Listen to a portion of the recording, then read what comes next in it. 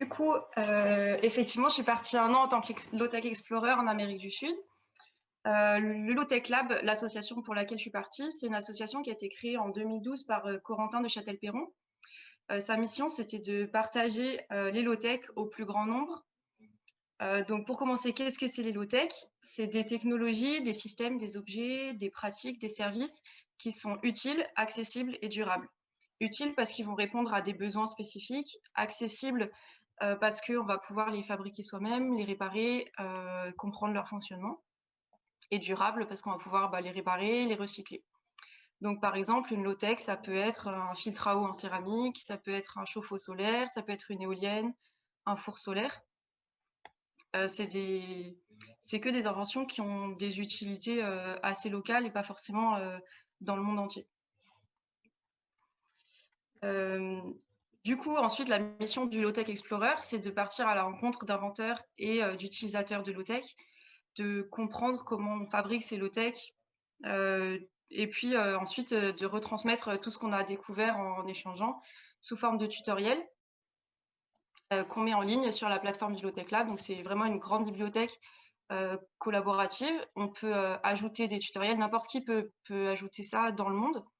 On essaie de le mettre dans plein de langues différentes pour que les gens puissent comprendre. Et ensuite, on peut aussi venir modifier, ajouter des commentaires sur les tutoriels des autres. Donc là, j'ai pris l'exemple des Bici Machina, c'est des machines à pédales. Celle de droite, elle permet d'actionner un mixeur, et celle de gauche, elle est multi-outil. Donc là, c'est un outil qui permet d'égrainer le maïs, mais on peut le remplacer par un moulin à café. C'est des machines qui vont servir un peu tout, tant qu'on utilise la force des jambes pour faire tourner quelque chose. Donc, oui, c'est ça. Donc, maintenant, l'idée, c'est qu'on réponde ensemble à la question: les économies d'échelle d'un centre de production unique sont-elles comparativement moins importantes que le coût de la pollution lié à la logistique? Et comment on va les mesurer dans un objectif d'économie 100% circulaire? Moi, cette question, ça me fait me poser la question de, bon, si on a un centre de production unique, ça veut dire qu'on le met en opposition à plein de petits centres de production décentralisés. Moi, je le vois comme ça. Du coup, pour moi, un centre de production unique, on va avoir, ça pose plusieurs questions. La première question, c'est qu'est-ce qu'on produit? On va avoir un marché mondial et on va produire des produits qui répondent à un besoin universel, peut-être. La deuxième question, c'est comment on va réussir à produire.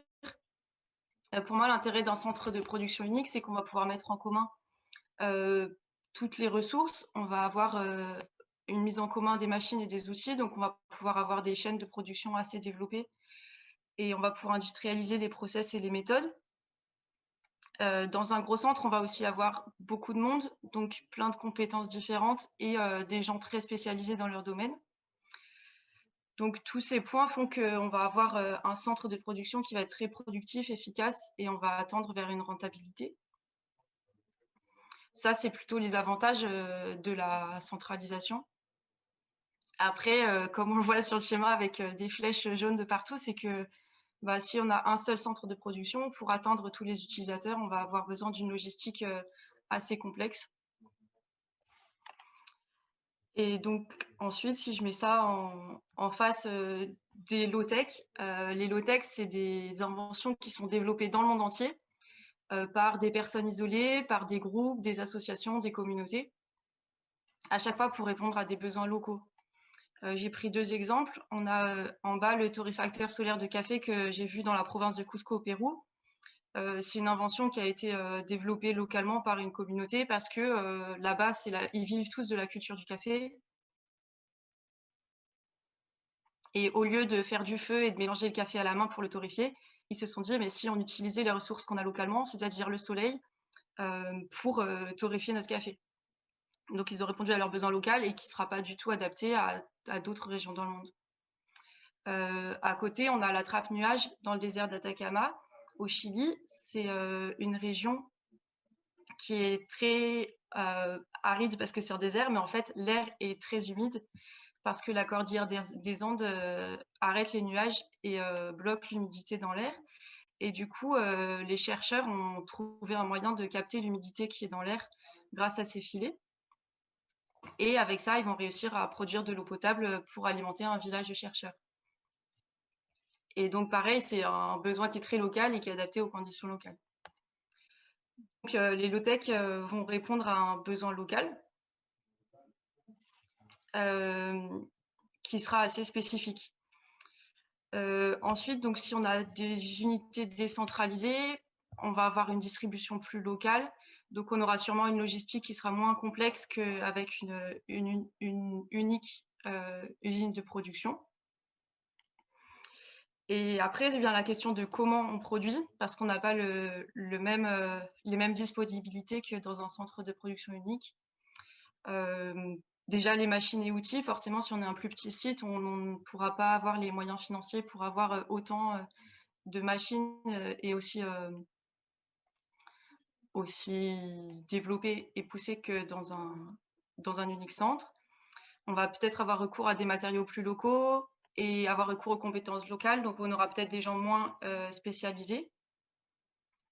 Tout ça va amener plusieurs questions. Déjà, on peut peut-être repenser la complexité des produits en utilisant des machines plus simples, des matériaux simples, et on va compter sur l'intelligence des gens pour simplifier les produits en fait, plutôt que de les complexifier. On va aussi repenser la chaîne logistique d'approvisionnement et de distribution. Et j'ai rajouté aussi le partage d'informations parce que je vois avec le Low-Tech Lab et puis avec les réseaux des Fab Labs, en fait, c'est plein de petites unités décentralisées, mais qui communiquent entre elles, qui font que peut-être on paraît moins fort qu'un unique centre de production, mais en fait, tous les cerveaux sont connectés et on peut mettre en commun plein de choses qui sont pas forcément matérielles.